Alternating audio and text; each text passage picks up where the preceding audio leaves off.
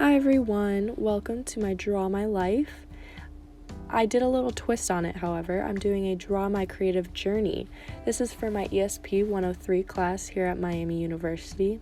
My name is Allie Lighty, and I really hope you enjoy.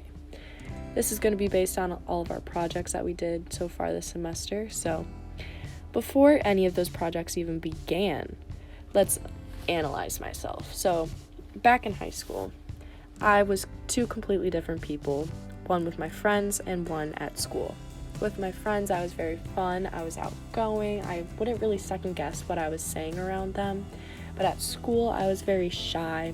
I wouldn't really talk or speak up or raise my hand and participate in class. And my family and friends even knew this. And something definitely had to change at some point. I didn't know it would be from this class. So my first project was based on the case for creativity. I knew what creativity was, but I didn't necessarily know how to define it. And that's what the assignment basically was. So the workbook actually really helped me throughout this one, gave me a good base point on how to think about everything. So a few things that stood out to me was that I had to have a flowing and creative mindset. I couldn't second guess myself. Another thing was to make things and to change things to be more creative. And then the last one was to be ready for anything and on your feet. So these kind of related to like parts of the body for me. And so what I did was I created a Google drawing, and with a person being the main thing, and I titled it Creativity Throughout the Body. So the head was the creative flowing mind, the hands were creating new things, and the feet were being ready for anything, and I gave different examples for those, and I used different definitions throughout the book. I think that using a Google drawing definitely got my point across on what I was trying to do. I thought it was a different idea and a different take on what creativity was. I never really used Google Drawings before. In high school, I would kind of play around with it, but I never really knew how to correctly do it. And with that being said, I definitely think it did not look professional. It could have used a lot more visual appeal, but I think it was a good start for my creative mind and like creating new different platforms that I could present things on. So now our second project was based off of curiosity. So my task was to interview someone in a field I'm curious about.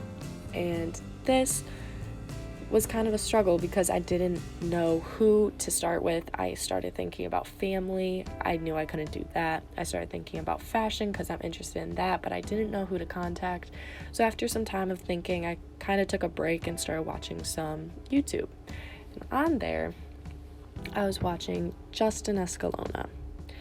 And Justin, I have been watching for about 4 years now, and he has gone through college throughout those 4 years, and I've kind of watched his journey grow, which has been awesome because he's a very talented person. He has recently just graduated from USC. He is a successful YouTuber. He was a USC film graduate, and he also started his own music agency thing called EMG, which stands for Escalona Music Group, and they help startup musicians get their start. But the one thing that I really wanted to interview him about was his freshman year. He started a clothing company called 1340 Collective, and I was always really interested in it. I have a piece from the collection, and I just felt very attached to him because 4 years is a long time to be watching someone. I watched him all throughout college, how he grew up, how he expanded his brand, and I even met some of his friends by going to their concerts. So Gianni and Kyle are musicians. I also went to a Christian French concert, and the photographer Cam was taking pictures at the concert, so I was able to meet him too. And I just thought it was a really cool experience, and I loved interviewing him. Hearing his story was amazing. And I took a lot of time on the interview preparing questions and stuff, so I just decided to do a presentation. I did use Carnival slides, so it would look a little bit more visually appealing, which is something I needed to work on. And I think it was very professional and like a great setup for the information I had to present. And this was my favorite project. I loved this. It was definitely pushing me out of my comfort zone, and I'm very happy I did that. Moving on to the third project, this was based on divergence. So our task was to break habits. And all of my habits, I started writing down were brush my teeth every morning and at night, showering, and I did not want to break those. I did not want to be disgusting and make my roommate hate me. So I decided to think of some other ideas. So on weekends, I normally sleep in. I never set alarms for the weekends. I eat in the dining halls, and I pretty much eat the same food in the dining halls every single day.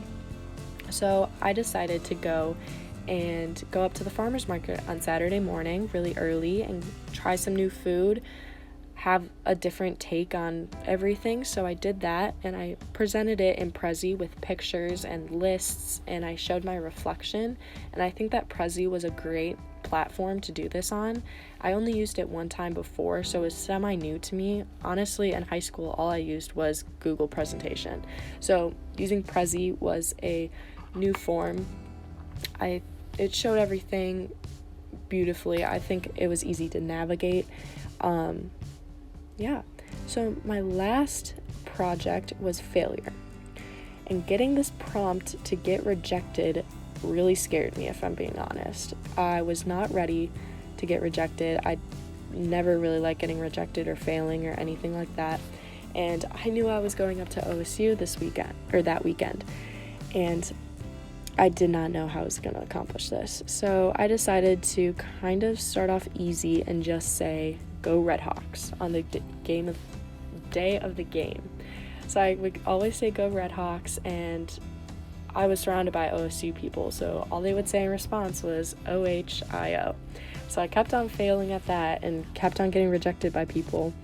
But I went to McDonald's for lunch, and I saw some people with Miami gear on, and so I decided to try it on them. So I decided to say "Go Red Hawks" again, and to my surprise, not really surprised actually, they said "love and honor" in response. And so I decided to go and meet these people. I was so happy. So I started a conversation with them, kind of showing resilience in a way. And they gave me so much advice on farmer and the core classes and just help all in general. And it was a great feeling. I wasn't ready to do that, but I didn't have anything to show.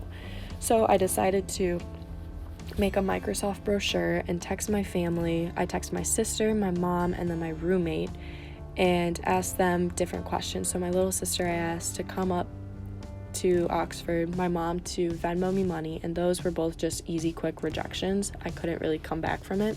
And my roommate, I asked her to do my laundry and asked in 3 different ways, and she ultimately said no.